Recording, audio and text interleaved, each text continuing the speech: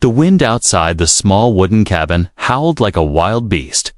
Snow was falling hard, covering the ground in a thick white blanket inside. The humans sat near the crackling fireplace, reading an old book and enjoying the warmth. The night was silent, except for the storm, until he heard it, a faint sound. So soft he almost thought it was the wind. It came again, a low whimper, followed by a scratching noise against the cabin door. He frowned, closing the book and listening more carefully. It wasn't the sound of the storm. It was something alive, cautiously. He stood and walked to the door. The scratching grew louder, mixed with a sound like shivering breaths. For a moment, he thought it might be a stray animal. But when he opened the door, the sight made him freeze. There, curled up in the snow, was a tiny figure. It was a girl, but not human. Her ears were long and furred, like a wolf's. Her hair was messy, covered in frost, and a fluffy tail lay limply behind her. She looked up at him with wide, glowing eyes that held fear and exhaustion. She didn't speak, just gave a small, pitiful whine.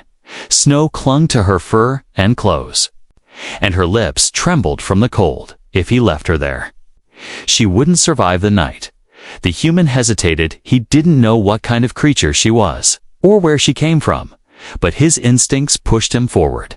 He knelt down and reached out slowly. The girl didn't pull away. Instead, she tried to move closer. When he lifted her into his arms, she was so light, as if she hadn't eaten in days. Her small hands clung to his coat. Her head rested against his chest, and he felt her breathing, shaky and weak. He brought her inside and shut the door against the storm. The sudden warmth made her blink slowly, like she couldn't believe it. He wrapped her in a thick blanket and set her near the fire. Her ears twitched as she watched the flames, but she stayed quiet. He poured her a mug of warm water, then placed it in her hands. She sniffed it first, then sipped cautiously, as if expecting it to be taken away. He found a small loaf of bread and handed it to her. The moment she bit into it, she ate like she hadn't seen food in days. Crumbs scattered across the blanket. He didn't interrupt. He just sat nearby, trying to understand what had happened to her. Her fur was a strange color, silver, mixed with white, and her eyes glowed faintly gold in the firelight. There was a cut on her cheek, and her clothes were torn. She looked young, maybe no older than a teenager. But she had the wild, guarded look of someone who had been running for a long time. When she finished eating, she looked at him for the first time without fear. Her ears perked up slightly, but she still said nothing. He tried speaking to her, asking where she came from. She just lowered her eyes and pulled the blanket tighter. Her tail flicked once, but then went still again. He thought about all the strange stories he'd heard about hunters, about alien creatures roaming the forest in winter. If she was one of them, someone might be looking for her. And not everyone out there would mean her well. The fire popped and crackled outside. The storm was getting worse. The girl yawned, showing small, sharp teeth before quickly hiding them. She shifted closer to the fire, but her gaze kept flicking to the door. He could tell she didn't feel safe yet when he moved to get another log for the fire. She followed him with her eyes like she was making sure he wouldn't leave. That small, watchful look struck him. She wasn't just cold. She was afraid of something beyond the storm. Later, when he went to bed, he noticed she was still sitting by the fire. He told her she could sleep on the rug if she wanted. Instead, she hesitated, then slowly padded across the room. She curled up at the foot of his bed, her tail wrapping around herself like a shield. He didn't argue. If it made her feel safer, so be it. Her breathing was quiet, but he noticed something. She didn't close her eyes until he did. The human lay there, staring at the ceiling. Something about this small, strange creature felt important. He didn't know her name, her story, or why she had come to his door. But he knew one thing from the moment he picked her up from the snow. He had stepped into a story much bigger than himself, and this was only the beginning. Morning came. Slowly, the pale light of dawn slipping through the frosted window. The storm outside had calmed, but the world was still covered in deep snow. The human woke to find the tiny alien Wolfgirl still curled at the foot of his bed. Her tail tucked under her chin, she stirred when he moved, her golden eyes blinking open. For a moment, she looked startled, as if she had forgotten where she was. Then she seemed to remember the warmth, the safety, and her ears relaxed. He got up, stoked the fire, and boiled water for tea. The smell of the firewood mixed with the scent of bread as he cut a few slices. She followed him with her eyes, but didn't say a word. Her ears twitched with every small sound, the creak of the floorboards, the hiss of the kettle, the faint wind outside. When he placed the bread and tea in front of her, she hesitated. It was as if she didn't trust the food would stay hers, but when he nodded toward it, she picked it up with both hands and began to eat. Slowly this time, as though trying to be polite, he asked her again where she was from. She paused, looking at the steaming cup of tea, but no answer came. Her gaze shifted to the door. The same guarded look from the night before returning. The human wondered if she even understood his words, but then her ears moved subtle.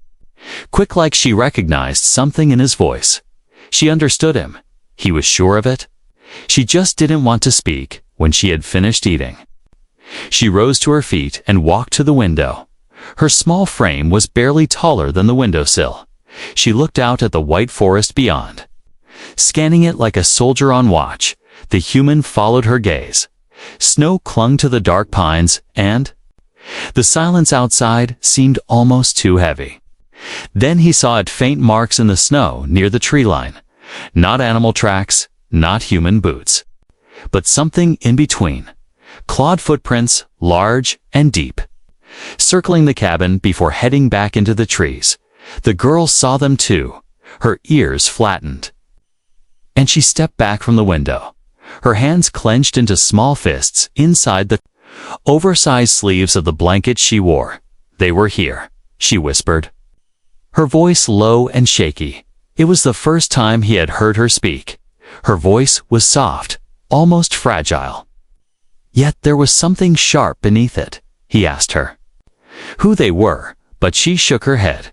Her tail flicked once, nervously, and she whispered, "If they find me, I won't live." The human felt a strange pull in his chest. He had no idea who she was or what danger she carried with her. But he couldn't ignore the fear in her eyes. That kind of fear didn't come from imagination. It came from experience. He told her she was safe here, but she didn't seem convinced. She stepped closer to him, almost without realizing it, and for the rest of the morning, she never stayed more than a few steps behind. When he went outside to chop wood, she followed. Her bare feet barely made a sound on the snow-covered porch.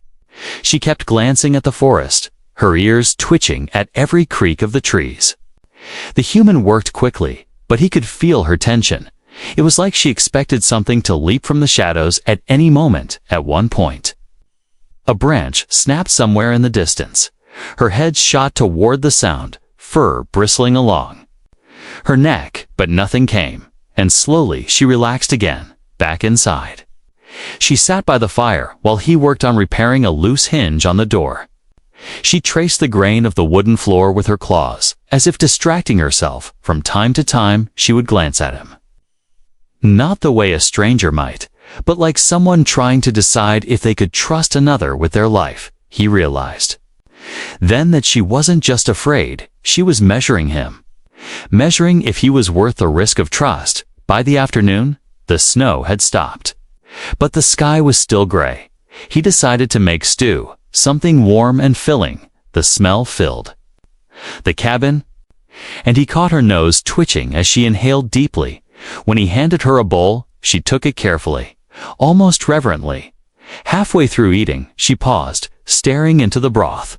"Why?" she asked suddenly, her voice so quiet it was almost lost in the crackle of the fire. He blinked, unsure what she meant. "Why did you take me in?" She clarified, not looking at him. He thought about it for a moment. "I couldn't leave you out there," he said simply. She looked at him for a long time after that, her ears slowly lifting. It wasn't a smile, but the tension in her face softened. She finished her stew without another word. When evening came, she curled up again at the foot of his bed, tail brushing against his leg.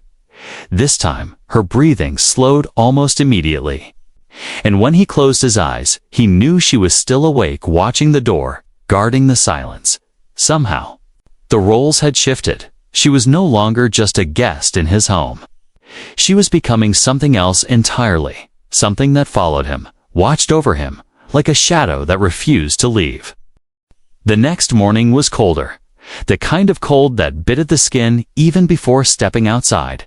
The human woke early, planning to gather more firewood before the snow hardened into ice. But when he opened the door, he froze, the forest around. His cabin stood still and quiet, but the ground told a different story. Fresh tracks cut through the snow. They were not the small, light prints of the Wolfgirl. These were heavy, deep, and clawed. They moved in a wide circle around the cabin. Weaving between trees, it was as if someone or something had been studying the place, watching it from every angle before vanishing back into the pines. The Wolfgirl appeared at the doorway behind him. Her ears twitched forward, then flattened completely when she saw the prints. She didn't say anything at first, just stepped closer. Her eyes locked on the trail. Her tail had gone stiff, the fur along her neck bristling. He asked if she recognized the tracks. She swallowed hard and whispered, "Them." Her voice shook like the word itself was dangerous to say. She crouched down, running her fingers lightly over the edges of the prints. "They're close," she murmured. "Too close." The human could see her body tense, her muscles ready to run or fight. But she stayed there, eyes scanning the tree line. He asked again who they were. She looked up at him, but her gaze was distant, almost haunted. "They hunt my kind," she finally said, her voice barely louder than the wind. "They don't stop until they have what they want." The human felt a chill run down his spine, and it had nothing to do with the weather. He didn't know much about her kind, but he knew enough about predators. Predators who circled before they struck. He suggested they stay inside for the day. The girl didn't argue, she simply followed him back into the cabin. "Okay," but she didn't relax, not even once, for the rest of the morning. She paced between the window and the door. Her eyes darted to every shadow in the forest. The sound of a branch snapping in the distance made her ears flick sharply. When a crow landed on the porch railing, she was at the window in an instant. Growling low, he'd never seen her so restless. It was like every nerve in her body was tuned to danger at midday. The human tried to distract her by fixing a broken drawer, but she stayed by the door, her small frame like a living alarm. Every time he looked over, she was staring at him as if making sure he was still there. Finally, he sat across from her and said, "I can't help you if I don't understand." Her golden eyes met his, and for the first time, he saw more than fear in them. He saw a decision being made, slowly. She pulled the blanket tighter around her shoulders and began to speak. "They came to my village at night," she said. Her voice was flat, as if she was forcing herself not to feel the memory. "They took the strong ones first, those who could fight." Her ears twitched once, and she continued. "The rest of us ran up, but they chased us into the snow." Her fingers curled into the blanket. "I ran until I couldn't feel my paws," she whispered, "and I didn't stop until I found your door." The human listened without interrupting. Every word felt heavier than the last. She wasn't just running from something dangerous, she was the last piece of something broken. When she finished, she looked away. Her tail shifted once, nervously. "They'll come again," she said, "and they'll come for you too now." He felt the weight of that warning settle in his chest. It wasn't just her fight anymore. Whatever danger was out there had now drawn a circle around them both.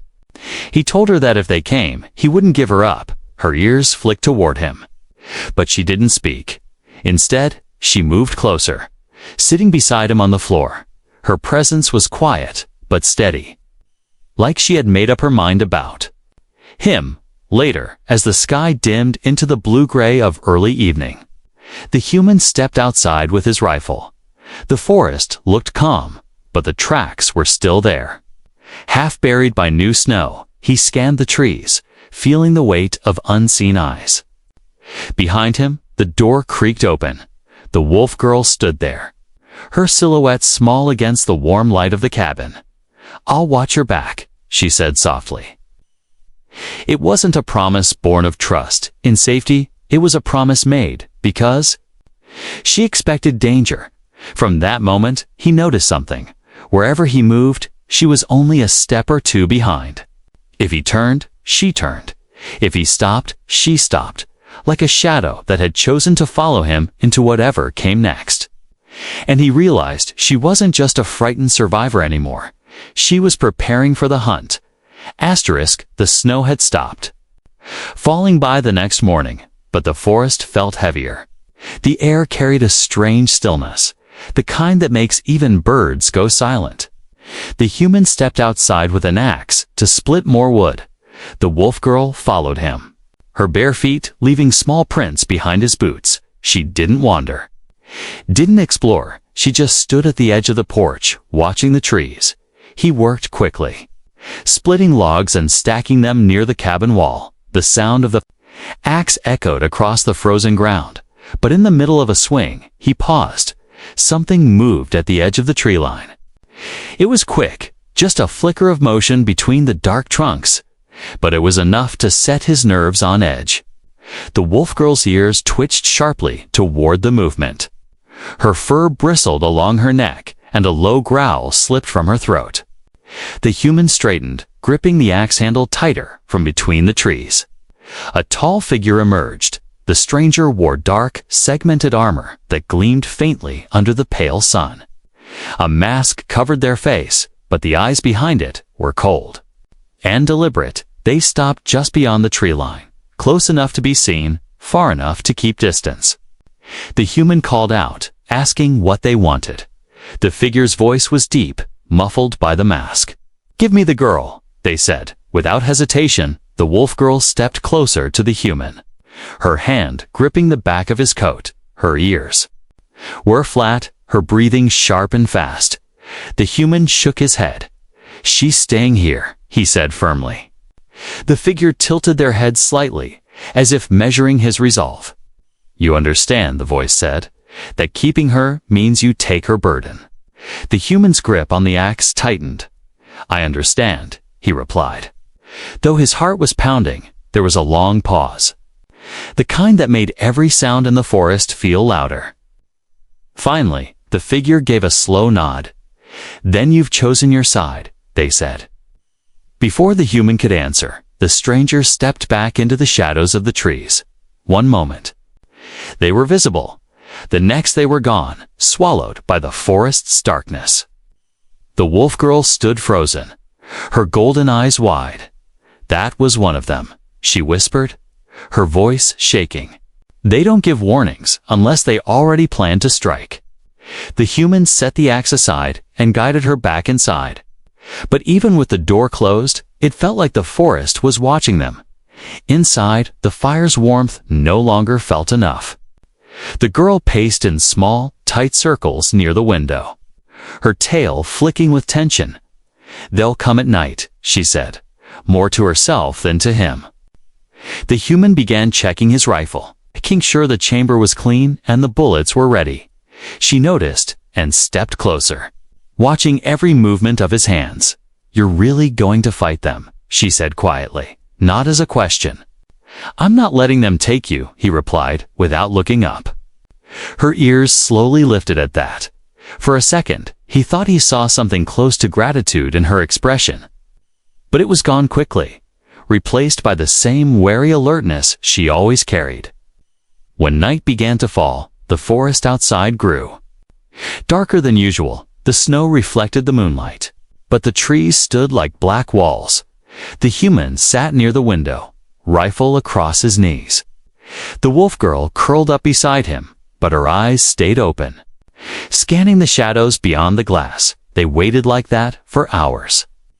The cabin filled with the sound of the crackling fire and their quiet breathing. At one point, the wind shifted. Carrying a scent the wolf girl caught instantly. Her head snapped. Toward the door, her ears pricked. "They're here," she whispered, her voice tense. The human rose slowly. Moving to stand between her and the door, outside, something creaked in the snow heavy. Deliberate steps. He felt his pulse in his throat. The steps circled the cabin slowly. Just like the tracks from before, there was no knock, no demand, just silence. Then, without warning, the sound vanished. The wolf girl stayed tense, her tail puffed, until she finally exhaled. "They're testing you," she said, her voice barely audible. "They'll see how far you'll go." The human sat back down, but his grip on the rifle never eased. He didn't know when the next move would come, but he understood one thing: this wasn't a game. The first threat had been made, the line had been drawn, and neither of them could step back from it now. The night came heavy and silent, too silent. The kind of silence that feels like it's waiting for something. The human sat by the window with his rifle across his lap. The wolf girl was curled on the floor near the fire, but she wasn't sleeping. Her ears kept twitching, turning toward sounds that he couldn't even hear. The moonlight spilled across the snow outside. It painted the forest in silver and shadow. The wind had died completely, making every creak of the cabin seem louder. They had been waiting for hours, and then it began. A faint crunch of snow outside the door. Slow at first, deliberate, like someone testing their steps. The wolf girl's eyes shot open, her body going tense. "They're here," she whispered, her voice tight. The human rose to his feet, his grip on the rifle tightening. A shadow moved. Past the window, then another, and another. They were circling the cabin, not rushing in, but closing the noose one step at a time. The human's pulse hammered in his ears. The first hit came against the door, a heavy, sudden thud that rattled the wood and made the wolf girl flinch. Another came from the side of the cabin, the sound of something scraping against the wall. He aimed toward the noise, ready to fire. A deep voice came from outside, muffled by the walls. "Give her to us, human, and you walk away alive." The human didn't answer. The wolf girl's claws dug into the floorboards, her tail puffing in fear. Another thud shook the cabin, followed by the sound of splintering wood. "They're breaking in," she hissed. The human moved to the door, bracing it with his shoulder. The rifle was heavy in his hands, through the cracks in the shutters. He caught glimpses of movement, dark shapes with eyes like burning coals. One of them stepped forward, raising something that looked like a hooked blade. The window to his left shattered in an explosion of glass and cold air. A clawed hand reached inside. Without thinking, the human fired. The shot echoed through the forest, the figure outside snarling and pulling back. The other shapes scattered into the shadows. For a moment, there was silence again. The smell of gunpowder hung heavy in the air. The wolf girl was crouched low, her golden eyes wide. "They won't stop now," she said, her voice trembling but certain. "They'll come from every side." He moved quickly, shoving a chair. Under the door handle, he loaded another round, scanning every corner of the room. The wolf girl stayed close, her movements quick and sharp. Every time he shifted, she matched him step for step. Then came the sound of footsteps on the roof. The human's head snapped up. Snow fell in small flurries from the ceiling as weight moved above them. The wolf girl's ears tracked the movement. "They're trying to get in from the top," she growled. Without warning, a section of the roof groaned under the pressure of something heavy. The human raised the rifle. "Stay behind me," he said, but she shook her head. Grabbing a piece of firewood like a club, her fur bristled, and a low, feral growl built in her throat. They weren't going to take her without a fight. A sharp crack split the air as one of the wooden beams in the roof gave way. Snow and fragments of wood tumbled into the cabin. A masked head pushed through the gap. The human fired again, the shot blasting the attacker backward, above, heavy. Footsteps scrambled across the roof as the rest retreated into the night. This time, the silence that followed felt different. The threat hadn't gone, but it had pulled back. The Wolfgirl was still gripping the piece of wood tightly, her chest rose and fell with sharp, fast breaths when she looked at him. There was no doubt left in her eyes. He had stood between her and them. She set the wood down slowly. "They won't forget this," she said, her voice low. "They'll come back stronger." The human knew she was right, but he also knew. Something had changed tonight. The first time they came, they tested him. Tonight, they learned he would fight, and that meant the next attack would be worse. The Wolfgirl stepped closer to him, almost touching his side. Her shadow moved with his as he turned toward the door to check the locks. Outside, the forest was still, but he could feel eyes out there, waiting in the dark. He knew they hadn't gone far, and when they returned, it would be for blood inside. The girl stayed close, not saying a word. She didn't need to.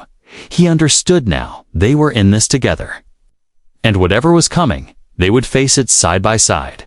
Asterisk the night. After the attack felt heavier than any before. The cabin smelled faintly of gunpowder, and the broken glass still crunched underfoot. The human had patched the window as best as he could. Nailing boards over the gap, the Wolfgirl sat near the fire, knees pulled to her chest, her golden eyes distant. She hadn't spoken much since the attackers vanished into the forest. The human sat across from her, his rifle leaning against the wall within arm's reach. He studied her in the flickering firelight, the way her ears drooped slightly when she thought no one was looking. He knew she was holding something back, something important. Something that might explain why the danger outside wouldn't let go. Finally, he said softly, "You need to tell me." Her gaze flicked to him, sharp and wary. "Tell you what?" she asked, though her voice already carried the weight of the answer. "The truth," he said. "Who they are and why they're hunting you." For a moment, the only sound was the pop and crackle of the fire. She pulled the blanket tighter. Around her shoulders, her claws lightly scraped the wood floor as she shifted. "They aren't soldiers," she began slowly. "They call themselves the Fangborn." Her voice was quiet, but each word seemed to cost her something. "They don't follow laws, not even their own kinds," she continued. "They take what they want, territory, food, people." The human's jaw tightened. "And you?" he asked. She nodded once. "I'm one of the last of my pack." She glanced at the door, as if expecting shadows to push through it at any moment. "They came to my village under the cover of a storm," she said. "They killed the warriors." First, before anyone could raise the alarm, her voice wavered, but she kept speaking. "The young ones. The small ones. They took us, dragged us in chains." The human felt his chest tighten. She was staring into the fire now, her eyes reflecting the glow. "I escaped during the night," she said. "The snow was deep, and I was fast." Her tail twitched once, sharply, "but they've been tracking me ever since." He leaned forward, his elbows on his knees. "Why? Why go through so much trouble for one person?" Her ears flattened again, and she hesitated. "They think I'm valuable," she said finally. "Because of what I carry." The human frowned. She lifted her hand, pressing it against her chest. "My pack had something sacred to mark, a gift. From our ancestors," she said. "It chose me when I was born." Her voice dropped to a whisper. "And they believe it makes me theirs." He sat back. "The pieces slowly coming together, so they'll keep coming until they have you," he said. She gave a small nod. "And anyone who stands in their way becomes part of the hunt." she added, her eyes locking with his. It wasn't a warning, it was a grim fact. For a long moment, they sat in silence. The firelight danced across the wooden walls. The human understood now why she had been so wary, why she had watched him from the moment she stepped into his cabin. She had been deciding if he was worth the risk. "I can leave," she said suddenly. Her voice was steady, but her ears betrayed her. They flicked downward like the words hurt to say. "If I go far enough, they might lose the trail." The human shook his head. "They'll follow you until they catch you. And you know it," he said. She stared at him for a long time. Her tail curled around her legs. "You don't understand," she murmured. "People die when they stand with me." He leaned forward again, his voice low. "Then I guess I'll be the one who doesn't." Her eyes widened slightly, the firelight reflecting gold in them. "You'd fight them." "For me?" she asked, almost like she didn't believe it. He didn't hesitate. "I already have," he said. "And I will again." Her mouth opened slightly, but no words came out. Instead, she rose to her feet and walked toward him. She stood there for a moment, small and tense. Then she reached out and touched his sleeve lightly. It was a simple gesture, but it carried more trust than anything she'd done before. Her ears lifted just a little. "I won't run anymore," she said quietly. Her voice was soft, but her eyes burned with something new. It wasn't just fear, now it was resolve. The human nodded. "Then we'll make sure they regret coming here," he said. That night, she didn't curl at the foot of the bed. Instead, she lay closer, her back against the wall, her eyes still fixed on the door. The human knew she wouldn't sleep deeply, not with enemies in the forest. But something had shifted. Her truth was no longer a secret between them. And with that truth came a new bond, not just of survival, but of choice. They were in this together now, and the next time the Fangborn came, they would find not a frightened girl, but a wolf ready to fight beside the man who had given her a reason to. The morning came with a pale gray sky. The snow had stopped falling, but the cold was sharper than before.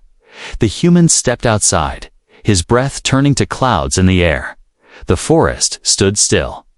Holding its secrets, he knew the Fangborn were still out there, watching from somewhere unseen. The Wolfgirl stepped out behind him, her bare feet leaving light prints in the snow. Her ears flicked as she scanned the tree line, even in the quiet. Her body moved like she was ready for trouble. She had not gone back to being the frightened creature he had found on his doorstep.